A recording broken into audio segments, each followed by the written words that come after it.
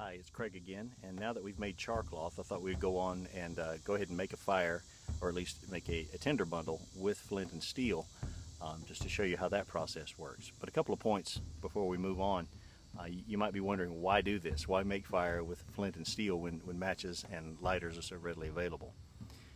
Well, there's several reasons, I think. For me, making a fire in this method is a way to just really appreciate what I'm doing, to really reflect on what fire is, what it has meant to the human community for many, many years, for many thousands, millions of years even, to understand the difficulty that our ancestors went through in surviving and creating fire.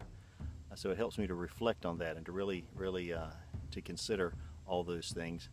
And it also, I think, making a fire in this way just helps you to gain confidence.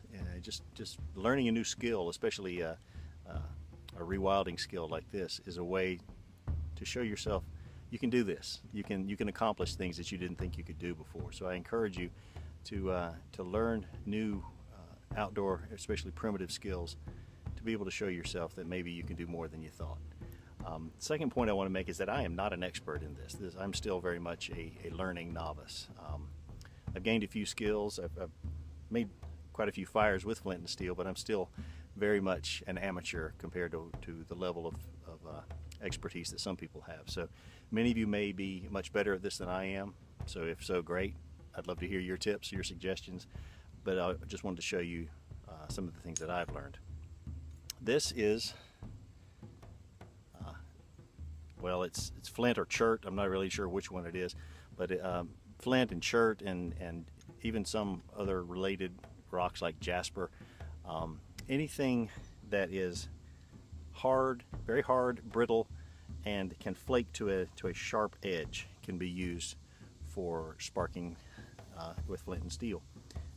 High carbon steel is used. This was actually made from a garage door spring. I made this in a forge a while back at a primitive skills gathering. But it does need to be carbon-based steel, and steel is unique because whenever you actually scrape off a piece of steel at high impact and high pressure, the steel will actually burn. So if I can get a little bit of shade where you can see the spark, just to demonstrate how this works, you need to find just a fairly sharp edge on the stone, and you have a glancing blow down against the edge of the rock at this sort of an angle to try to literally scrape off a tiny bit of the steel with the stone. And the spark is actually burning steel. It's not the stone, it's the steel that's burning, and that's where you get the spark. So I hope you can see the fire there. The sunlight might be too bright, but quite a few sparks coming off of this because this is a very hard rock and it's able to throw off quite a few sparks. So now I want to take some of the char cloth that we just made and to show you how to catch a spark with the char cloth. Alright, so now we want to try to catch a spark on some of the char cloth we just made. And this is actually a different piece of flint I'm using here. This is a piece of British flint. A little bit of chalk there. The white part is chalk, which you often find connected with flint in deposits. I'm going to catch a spark on the char cloth and then put it in this little tinder nest. This is actually a cheater nest. This is dryer lint and jute twine, which you don't find in the wild, but it makes a very good fire starter.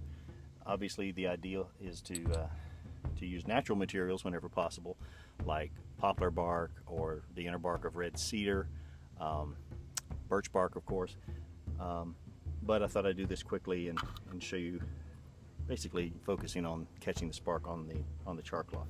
So the method I use, which is a pretty common method, is to hold the cloth just above the edge of the flint as you try to catch a spark onto the cloth.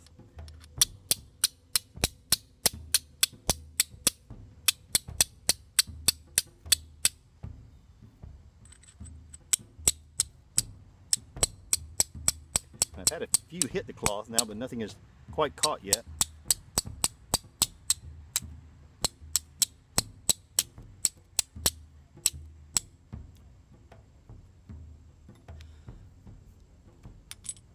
And there we have some. I don't know how you can see it, if you can see it very well in the sunlight, but